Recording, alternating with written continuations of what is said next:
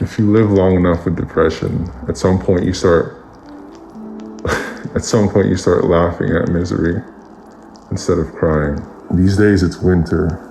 It's cold, it's dark, and it feels like everything's lost. I saw this beautiful video where there's a weatherman and he's talking about winter. He's talking about the weather in February.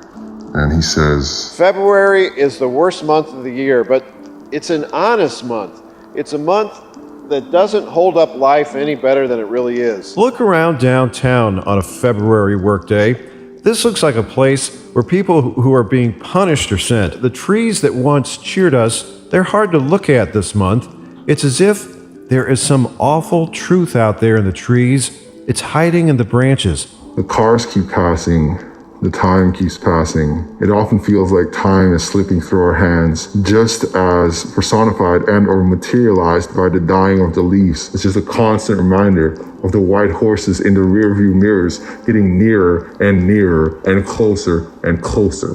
There's an awful truth in the trees. It's a subtle reminder that someday we will all die, and no one will remember our names. That's February for you. It is bleak, it is honest, and it just tells you the way it really is. My father used to have a saying that if you can live through February, you'll live another year. I think that's beautiful, and I think it always keeps me going, because it can get fucking grueling, man. Every fucking winter, like the seasonal depression, it's right there. It's looming like a black cloud. It's always there. They tell you all these stories, they show you all these movies with these happy endings, and it always works out. When the truth is, it rarely does. It rarely ever fucking works out. And you've got to come to grips with that. You have to fight and claw and gnaw your way from the bottom up. And you'll be given a lot of opportunities to have excuses, you know? Oh, but I've been diagnosed with this, I've been diagnosed with that, you know, I've got depression now, and I've got anxiety, I've got ADHD. You can't let them win, you can't let it win. That's the important thing to keep in mind as well. Your mind is not always your friend. Your mind can be literally your biggest fucking enemy, your biggest hater from day one. You can start, like people think you start at 0 and then you can only go up from there. Some people start at -7. Some people have to claw their way up to 0 and then they can go up from there. Your mind is not your fucking friend. It took me a very long time to realize that. But once it clicks, then you can start working on it. Personally, I believe, in my case, it all started with physical. You know, I started working out to fix my mental health. I went to so many psychiatrists. I took so many pills to help my mental health. None of that helped because I didn't do shit. As soon as I started moving, my body, movement is medicine. That's when it all started to happen. That's when it all started to get slightly better. That's when I could start climbing up to a -6, -5, and then finally get to 0. And now we're trying to get up from there. It took me way too long, but if I can just convince one person, you know, who's struggling with mental health to start working out, start taking care of your body, and the mind will follow. The sooner you start suffering in the right direction, the better. Because you're gonna suffer either way, that's the thing. Time will pass either way. You're gonna suffer no matter what. So you might as well start working out today so that you can feel better tomorrow, or in a month, or in a year from now.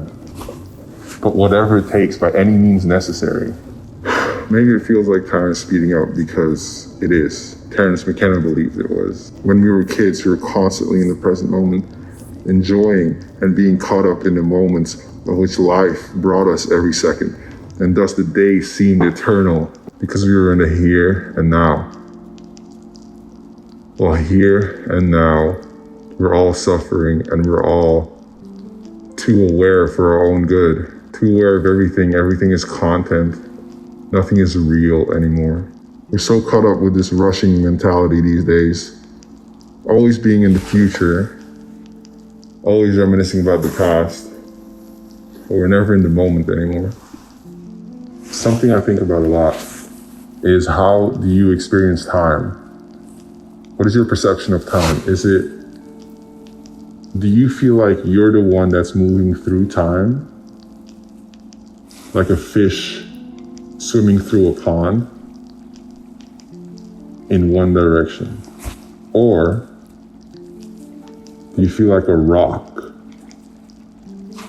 just sitting in the middle of the river as time washes by you, slowly eroding you down to almost nothing until you are but a brittle pebble, until it takes you away with the stream